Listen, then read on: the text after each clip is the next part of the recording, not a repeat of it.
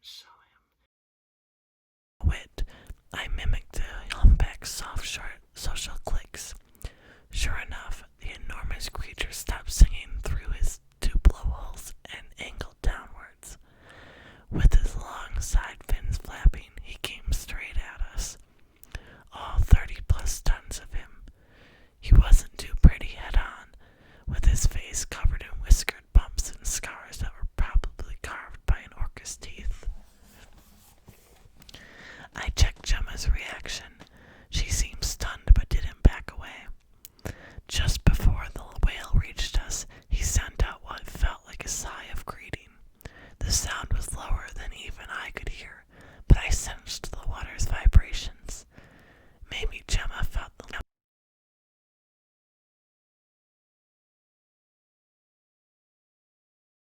whale passed just above our heads. Struggling to stay upright in his slipstream, Gemma reached up and touched the 50-foot humpback without fear, trailed her fingers along one of the grooves that ran from his chin to his barnacle-covered belly.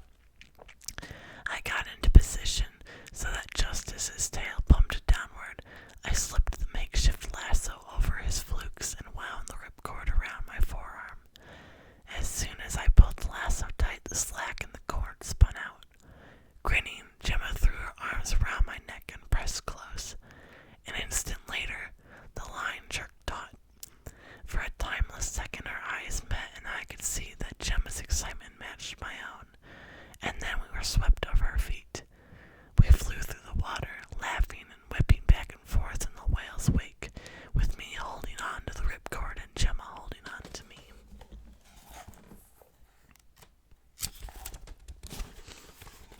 And that's the end of chapter 19, so now we'll read chapter 20.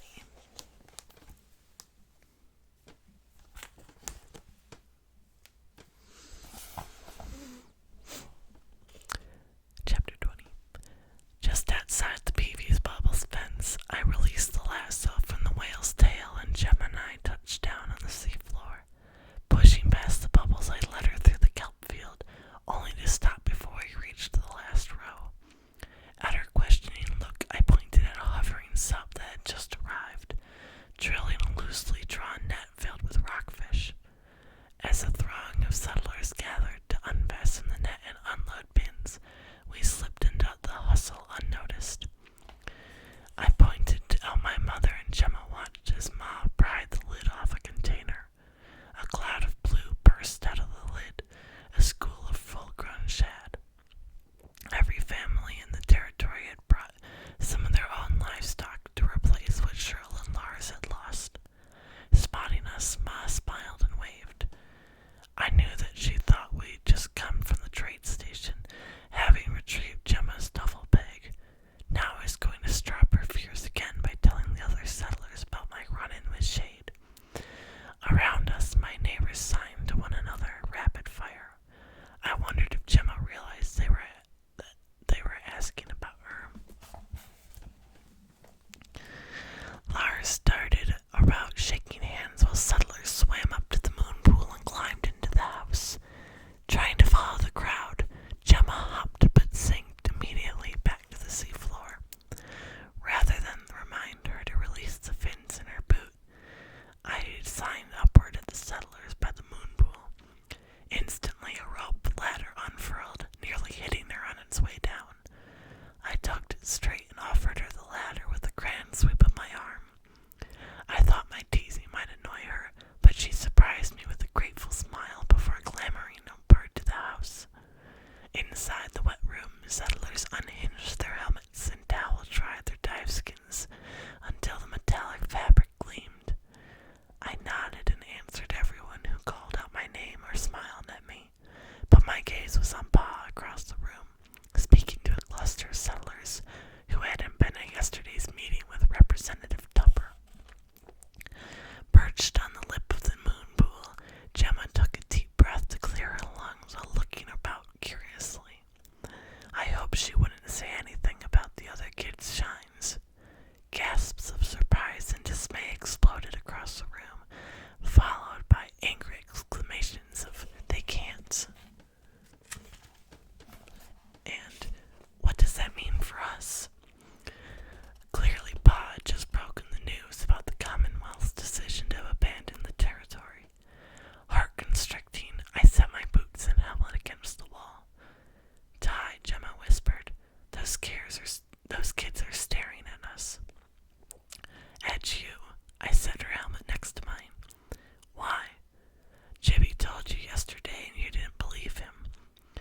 Across the room, Pa headed upstairs with a contingent of angry settlers, those who were left set about cleaning up the equipment bay.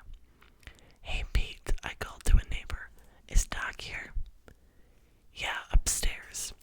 With a smile, Pete added, "Howdy, Gemma."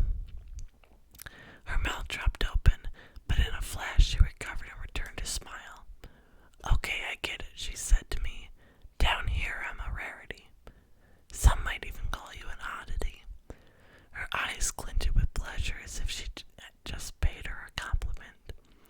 "Behind you," I said, as the surface of the moon pool began to churn. Gemma whirled to see a black shape rising out of the water and scrambled to her feet. "It's a sub," I assured her, "not another scary singing whale." She gave me a shove. The sub's hatch opened and Mammy called out, "Who's going to give me a hand with all this food?" Instantly a line formed and the platters and bowls were passed from one person to the next, out of the hatch and right up the stairs. "Did she make all this herself?" Gemma asked as she handed me a sea pineapple pie. "No, all the families contributed something. Mammy went around and collected it all to bring today. It's easier to unload one sub," I explained. "Gemma," Chippy nudged his way into line between us. "How do you like Benthic territory?" He passed a platter of crab cakes to me without peeling his gaze from her. "I love it." "What part?" I was shocked. In one day she'd witnessed a knife fight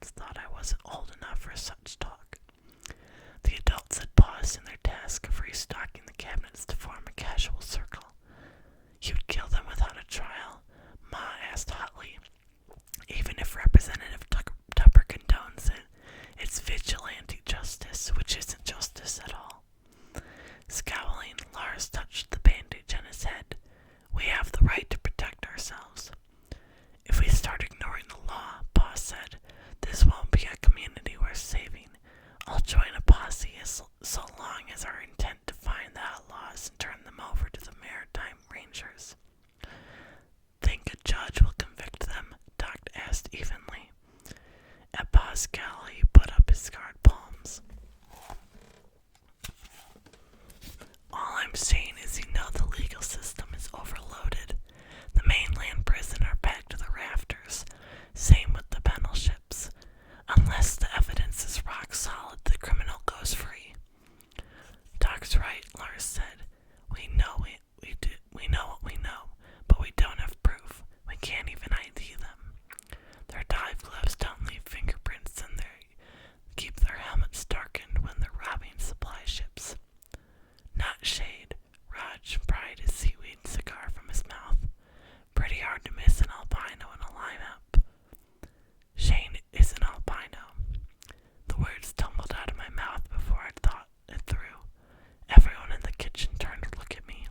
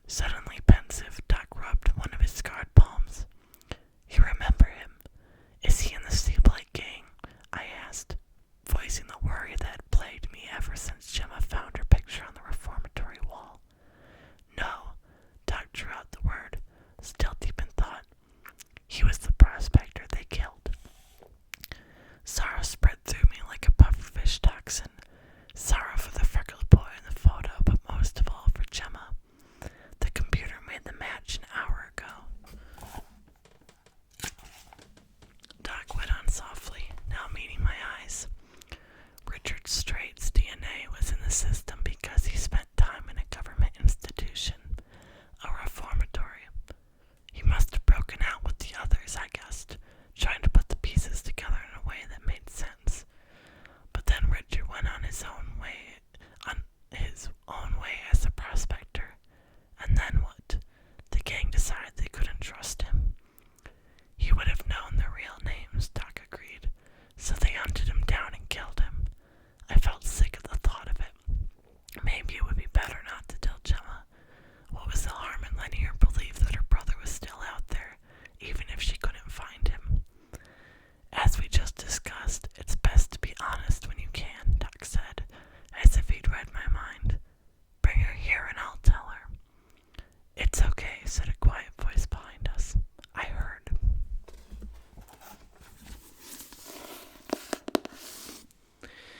And that's the end of chapter 20. If you like this video, please like it and subscribe.